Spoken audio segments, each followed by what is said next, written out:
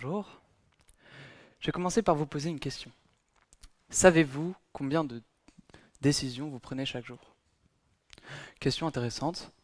Et c'est plutôt difficile d'y répondre parce que tout le monde dit un peu ce qu'il veut, mais disons au minimum 6500. 6500. Mais en fait, pourquoi est-ce que je vous pose cette question? Pour répondre à ça, remontons un peu en arrière. Bonjour, c'est moi. Enfin, c'était moi. Bref, il y a un an, je venais de recevoir 3 mauvaises notes la même semaine et en général, ma moyenne baissait beaucoup. Alors j'ai voulu savoir pourquoi. C'est vrai, pourquoi est-ce que ma moyenne baissait? Est-ce que c'était les tests qui devenaient plus difficiles? Non. Est-ce que c'était les profs qui notaient sévèrement? Non plus. Bon. Alors la faute devait venir de moi. Est-ce que j'étais fatigué cette semaine? Ah, oui. Pourquoi? Oh, parce que j'étais allé dormir à 2 heures du matin tous les soirs. Pas génial. Mais pourquoi j'avais fait ça? Oh, je sais pas, je fais toujours comme ça. Est-ce que j'avais révisé? Non plus. Bah, pourquoi t'avais pas révisé? Oh, bah, je sais pas, je révise jamais. Donc en fait, avant aussi, je me couchais à 21 heures. Et avant aussi, je révisais. Mais j'avais changé. Et ce changement, il m'avait transformé en un mauvais élève qui dormait en cours, qui ratait ses tests, qui faisait pas ses devoirs. C'était la première fois où je me rendais compte que mes habitudes avaient une influence sur moi. Ensuite, je me suis documenté. J'ai appris que mes habitudes influençaient aussi ma santé physique, ma santé mentale, ma vie sociale. En bref, oui, nos actions ont un impact sur notre vie. Et c'est de ça dont je suis venu parler aujourd'hui. Mais revenons-en à la base, l'habitude. C'est quoi une habitude? Une habitude, c'est juste une action qu'on répète tellement de fois qu'elle devient automatique et qu'elle ne coûte aucun effort. Ok. Par exemple, c'est s'attacher en voiture, réviser, mettre son casque à vélo, boire de l'eau, bref. Parmi les 6500 décisions qu'on prend chaque jour et que je vous ai citées, on estime que près de la moitié sont des habitudes. Mais concrètement, comment est-ce que ça marche?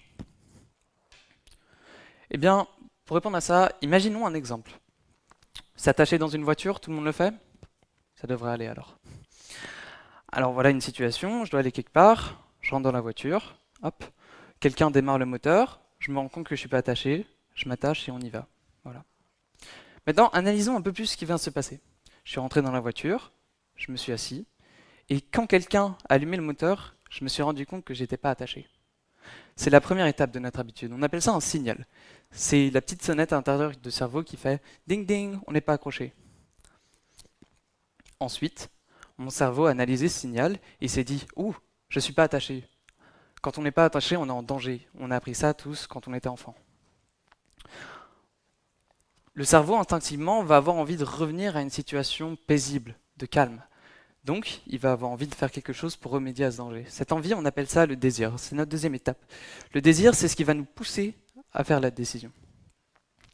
Ensuite, du coup, on va imaginer une solution à ce danger et on va se dire qu'est-ce qu'on a fait la dernière fois qu'on était en danger? On s'est accroché. Hop, on va s'accrocher.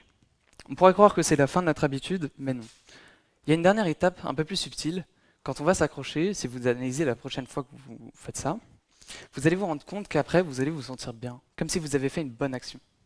Alors que foncièrement, rien n'a changé à part le fait que vous êtes accroché. Ça, c'est la récompense. C'est votre cerveau qui a appris en étant enfant que s'attacher c'était important et que c'était une bonne chose à faire.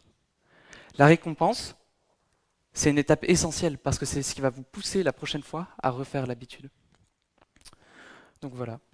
Et en analysant ça, on peut comprendre pourquoi c'était si difficile pour les gens dans les années 20 et 30 d'apprendre à mettre les ceintures de sécurité en voiture. Pourquoi? Pourquoi? Parce que ces gens-là n'ont jamais appris à identifier, pas attaché, on est en danger, et attaché, on est en sécurité. Même s'ils le savaient, leur cerveau, fondamentalement, n'avait pas appris ça. Mais bon, avec ça, là, on peut changer beaucoup de choses. Avec ça, ce cycle, c'est le cycle de la récompense. C'est comme ça qu'on l'appelle. Vous pouvez dire après que c'est le circuit mésocorto-limbique qui s'occupe de l'apprentissage associatif, mais tout le monde s'en fiche foncièrement. C'est juste ça. Ça paraît simple, mais avec ça, j'ai réussi, en travaillant 10 minutes par jour après l'école, à augmenter ma moyenne d'1 point sur 10 en un mois. En Avec ça, en jouant au piano au moins une fois par jour pendant 6 mois, j'ai progressé plus que sur les 3 dernières années combinées. Ça marche. Mais bon, faut savoir l'appliquer. Donc, comment est-ce qu'on arrête ou comment est-ce qu'on crée une nouvelle habitude? On va faire un plan. Comment on va arrêter une habitude? Imaginons un cas pratique que j'ai fait déjà. Passer moins de temps sur son téléphone. Voilà. Notre première étape, ça va être d'identifier tous les signaux qu'on va avoir et qui vont nous faire notre mauvaise habitude. Par exemple, moi à l'époque, c'était sur mon bureau à 17 heures quand j'essayais de travailler après les cours. Ok. La deuxième étape, ça va être d'enlever ce signal. C'est-à-dire, quand vous allez du coup entrer dans votre bureau, dans mon cas, j'ai adopté la solution. Comment faire pour ne pas penser à être sur mon téléphone?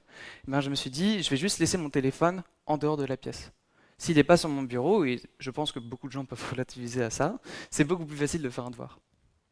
Mais bon, si comme moi, vous étiez particulièrement un addict du scroll, alors vous allez quand même ressentir à un moment ce désir de regarder votre téléphone, voir si vous n'avez pas des messages importants. Comment faire pour ne pas avoir ça alors? Quand vous allez ressentir ça, l'objectif, ça va être de tout faire sauf penser à votre téléphone. C'est-à-dire, faites un jeu, allez dehors, lisez un livre, bref, changez de disque pour essayer de ne pas penser à votre téléphone. Et on répète ça une fois, 5 fois, 10 fois, jusqu'à que l'habitude elle disparaisse. L'habitude elle va rester longtemps, mais si on reste discipliné, on peut y arriver. Aujourd'hui, moi je peux travailler sur mon bureau avec mon téléphone, ça ne me dérange pas. J'y passe en moyenne 5 à 15 minutes par jour. Donc ça marche. Mais bon, ça c'était arrêter une habitude, c'était plutôt facile. Qu'est-ce qu'on fait si on veut en créer une? On va prendre à peu près le même plan, on va juste faire tout l'inverse. À la place d'identifier comment on tombait dans l'habitude, on va essayer de planifier comment on peut tomber dedans. On va identifier le moment dans la semaine où on va avoir le plus d'énergie, le plus de motivation pour faire ce qu'on veut faire. Imaginons qu'on veut se mettre à courir, on va dire ok, on va faire ça le dimanche matin, à 10 heures, il fera beau, on ira au parc, on courra tant de kilomètres. Bref, au plus vous planifiez, au plus ce sera facile d'y penser. La deuxième étape, ça va être de se rappeler de votre plan. Pour ça, comment est-ce qu'on va faire? On va essayer de créer des signaux. Par exemple, la veille, on va sortir nos affaires de course. Ou alors, on va mettre une alarme sur notre téléphone, mettre une note sur le frigo. Enfin bref, l'objectif c'est de maximiser les occasions d'y penser. Et enfin, on va se renseigner au plus possible sur les bénéfices de nos bonnes habitudes. Si on lit un livre sur les bénéfices de la course à pied, ce sera beaucoup plus facile de s'y mettre. Pourquoi? Parce que notre cerveau aura intégré que courir, c'est améliorer sa santé, ça fait du bien, etc. Donc voilà. Maintenant, on sait comment faire ou on sait comment en arrêter. Mais ces plans simples, là, c'est pas pour ça qu'ils sont faciles. Vous avez fait votre nouvelle habitude une fois, c'est presque rien comparé aux centaines de fois où vous avez fait l'ancienne. Le pouvoir de l'habitude, justement, c'est que c'est difficile à enlever. Donc, pour y arriver, on aura besoin de quelques conseils. Le premier que je peux vous demander, c'est commencer petit. Pourquoi commencer petit? Eh bien parce que, imaginons que je veuille m'exercicer aux pompes par exemple, en faisant des pompes tous les matins. Ok. Si je commence par en faire 30, 40, un bon objectif quoi, combien de jours je vais y arriver? 1, 2 peut-être si j'ai de la motivation, mais je ne le ferai jamais 5 jours, une semaine, 2 semaines. Pourquoi? Parce que ce sera difficile et que on trouvera toujours des excuses. Ok. Alors que si on commençait en faisant 3, 5, pendant une semaine, histoire d'avoir l'habitude, et puis ensuite on augmente 10, 15, 20, 30, 40, on pourra arriver à notre objectif. Commencer petit, c'est pouvoir aller plus loin. Le deuxième conseil que je peux vous donner, c'est de célébrer chaque petit pas que vous faites vers votre objectif. Par exemple, après avoir fait vos 10 pompes quotidiennes, vous pouvez prendre un bonbon, faire une blague, rigoler. Tout ça, ça va vous aider à augmenter la récompense dans votre cerveau. Et souvenez-vous, la récompense, c'est ce qui va vous permettre de penser plus à l'action la prochaine fois que vous vous retrouverez dans la même situation.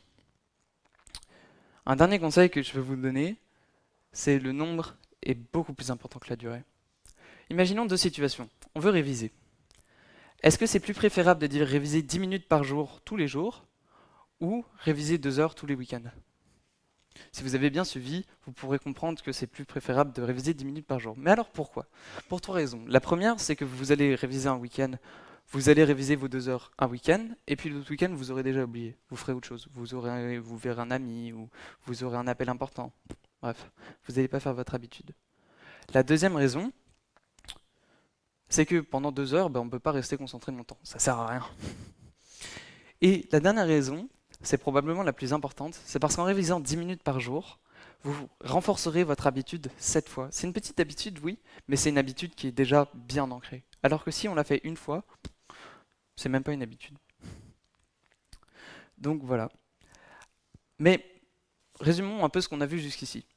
On a commencé par dire c'était quoi une habitude et à quoi ça servait. Ensuite, on a analysé comment ça marchait, le cycle de la récompense. Enfin, on a appris comment faire un plan pour créer ou arrêter une habitude qu'on veut changer. Mais j'aimerais vous parler de la partie probablement la plus importante, jusqu'où on peut aller avec ça. Dans mon cas, s'il y a une chose que je me suis rendu compte en changeant mes habitudes, c'est la quantité astronomique de temps qu'on avait dans 24 heures. J'ai fait le calcul, et je crois être plutôt bon en calcul, et depuis un an, je crois avoir économisé 700 heures de temps. 700 heures en changeant mes habitudes. 700 heures, c'est énorme. 700 heures, c'est à peu près lire 150 livres. C'est dessiner 1000 fois, c'est voir des centaines de fois des amis. Et tout ça avant que je passais à passer dans mon lit, à rien faire sur mon téléphone.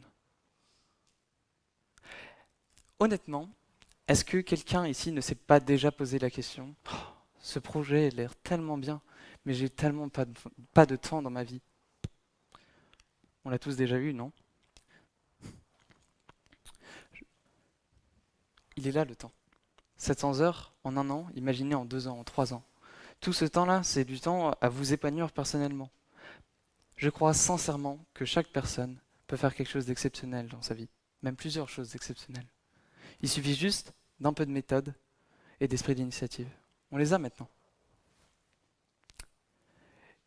Personnellement, mes projets pour cette année, c'était de faire un TEDx et de gagner une Olympiade. On peut dire que la première moitié est déjà réussie grâce à vous. Merci.